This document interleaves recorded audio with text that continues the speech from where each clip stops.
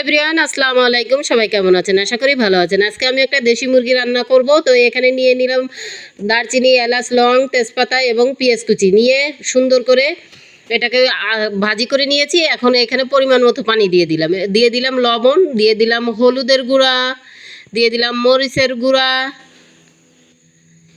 এখন দিয়ে দিব আদা, রসুন, জিরা বাটা দিয়ে সুন্দর করে নাড়াচাড়া করব। আমার মশলাটা প্রায় কষানো হয়ে এসেছে, মশলা কষানো হয়ে গেছে। এখন আমি সেই মুরগির মাংসটা দিয়ে দিচ্ছি।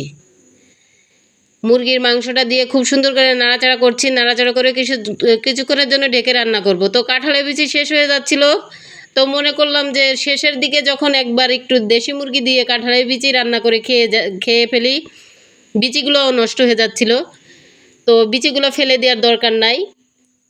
আমার খুব পছন্দের একটা তরকারি এটা, তাই লাস্ট ফিনিশিংয়ে একবার কাঁঠালের বিচি দিয়ে দেশি মুরগি রান্না করে খেয়ে নিলাম। তো আজকে দেশি মুরগিটা একটু ঝোলঝোল করে রান্না করব। এখন দিয়ে দিলাম পরিমাণ মতো পানি দিয়ে নাড়াচাড়া করব। নাড়াচাড়া করে আবার কিছুক্ষণের জন্য রান্না করেছি। তো আমার তরকারিটা হয়ে গেছে, দেখেন কত সুন্দর কালার এসেছে। কাঁঠালের বিচি দিয়ে এরকম মাংস রান্নাটা অনেক ভালোই লাগে।